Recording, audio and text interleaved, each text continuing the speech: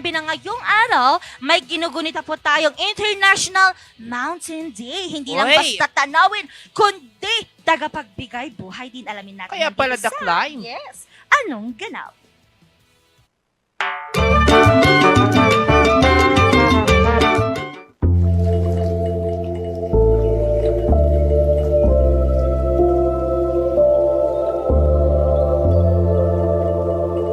Tuwing December 11, ginugunita natin ang International Mountain Day, isang araw na tinatag ng United Nations para ipaalala sa atin kung gaano kahalaga ang kabundukan sa buhay ng bawat tao. Did you know 15% ng world population ay nakatira sa mga bundok at halos half of the world's biodiversity hotspots ay nasa mountain regions?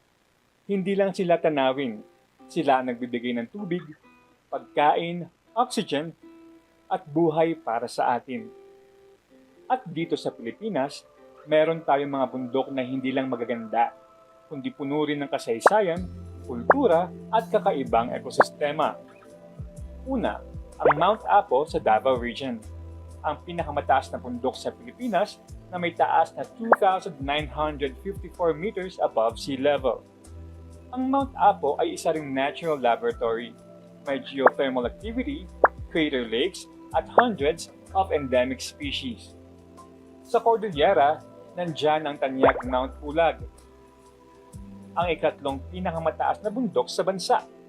Sikat ito dahil sa sea of clouds at sa napakagandang sunrise na parang painting.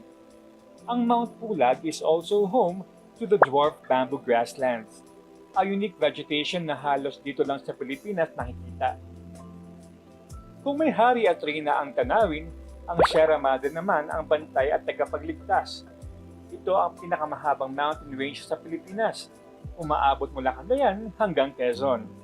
At ito pa, dahil sa laki at kapal nito, the Sierra Madre acts as a natural shield. Kaya nitong pahinain ang impact ng malalakas na bagyo bago pa makarating sa mga lowlands. Kung wala ang Sierra Madre, mas grabe ang pinsala ng storm sa Luzon. Sa buong mundo, 60 to 80% ng fresh water ay nanggagaling sa bundok. Pero habang tumatagal, mas mabilis din silang nasisira dahil sa deforestation, irresponsible tourism, mining, at climate change. Kaya ngayong International Mountain Day, alalahanin natin, ang kabundukan ay hindi lang destinasyon. They are ecosystems that protect us, feed us, supply us, inspire us, and teach us. At bilang Pilipino, may tungkulin tayo. Huwag magkalat sa hiking trails. Suportahan ang sustainable tourism. Pumili ng eco-friendly habits. Irespeto ang indigenous communities na matagal nang namumuhay sa ating mga bundok. Ang bundok ay tahanan ng buhay. At ang pagprotekta sa bundok ay pagprotekta sa kinabukasan.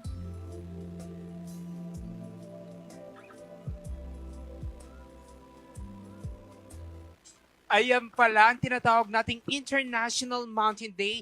And speaking of International Mountain Day, alam mo ba sa Kabayang Benguet, Yes. yung Mount Pulag, Ah! na-interview namin yung Oo. mayor, inaasahan na daw ho nila yung dagsa ng mga taong aakyat sa Mount Pulag. Kasi Mount Pulag oo. season is real. Yes, kasi di ba iba na yung ano ngayon, yung klima natin mas bumaba Oo. na. So, feeling ko mas maganda talaga kapag ganun yung mga season na pumupunta doon yung mga tao, ganun. Ay, ang Oo, saya. mga sea of clouds, Mm-mm. di ba? Pero may paalala yung mayor ng Kabayan, Na. na sabi niya kahapon, iwasan na muna yung pagbisita ng weekends kasi doon talaga yung dagsa ng mga tao. So, mga weekdays ka pumunta para ma-enjoy mo talaga ang summit sa Mount Pulag. Sana all, no, makapag-hiking pa. Kasi ako more on dito lang sa Baguio ako nakakapag-hiking. Oh, at Oo. least. Ako nga dyan lang sa may balakbak everyday. Oo ba? Doon ka lang sa Oo. Walakbak. Oo. From interior, Talaga. ay hindi.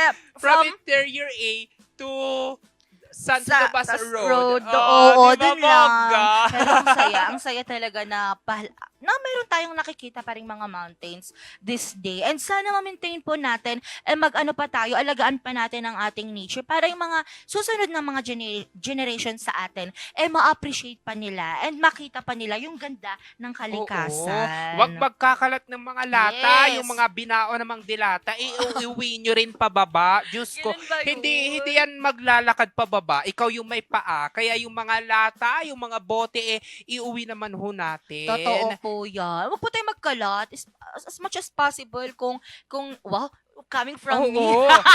Ang dami kong tissue na nakita ko sa palipaligid. Pero pinupulot naman po. Oo, yun nga lang. Pero syempre, kailangan talaga nating alagaan. Kasi ang disiplina nag-uumpisa sa atin, hindi po sa iba. Oo. At syempre, kailangan din nating respetuhin yung place. Kung sinabing ng Totoo. tour guide mo na bawal mag-iingay, oo, huwag kang mag-ingay para hindi naman masira yung experience din ng mga kasama mong mountaineer. Wow, mountaineer. Oo. Ikaw ba, Sir Inventor, gusto mo ba siyang, gusto mo bang nag-hike? Oy, na-try ko mag-hike. Oh. Diyan sa may Itogon Benguet. How Oo, was it? yung Dalupirip. Ay! Sa may Dalupirip. Na-try namin pumunta Oo. doon, pero hindi kami nag-hike. Na-high blood lang. Oo, Charot, doon hindi ka, po. sa may Dalupirip Oo. Uy, ang kami saya nagpunta. Pag akyat ko, hindi ko alam na yung dadaanan namin medyo bato-bato pala na naggilid ng bangin. So, as someone na afraid sa heights, Heights? oo, talagang kumapit ako doon sa railing. So, habang nag-i-interview, nakaganito ako doon sa may really? railing. So, Oh, yung takot na saya. takot ako. Pero, napakaganda kasi yun yung makikita mo yung horizon. Diba? Tapos Oo. makikita mo na doon yung Pangasinan. Totoo. Yeah, kasi di ba sabi nila, yung likod Oo. nun, Pangasinan na?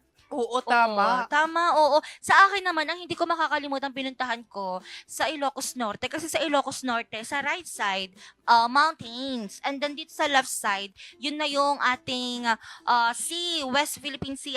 Yeah, Oo, tama. tama. Yun na yung West Philippine Sea natin. So, iba yung, kapag nandun ako sa Ilocos Norte, yun talaga, walang katulad yung ano nyo. Tsaka Oo. iba yung feels kapag ka nakaabot ka sa certain heights. Ah, Diba? Ang really? mga altitude, diba? Wala pa Oo, akong iba yung feeling, lalo na kapag ka sa isang lakad mo, iniinda mo yung hininga mo.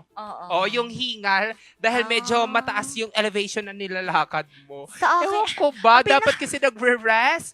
ang Oo. pinakamataas na nilakad ko from office hanggang interview.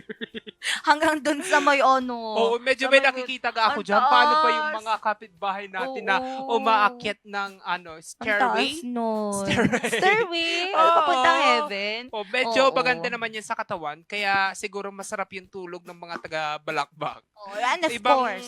Ibang exercise din yung trip nila everyday. Totoo. Pero ngayon nga, dahil Thursday ngayon, syempre ito na yung mga inaalala natin yung mga nakaraan, kung ano nangyari, ganyan-ganyan. Ikaw ba, Sir Inventor? Ano yung mga nakaraan na ngayon nare-reminisce mo?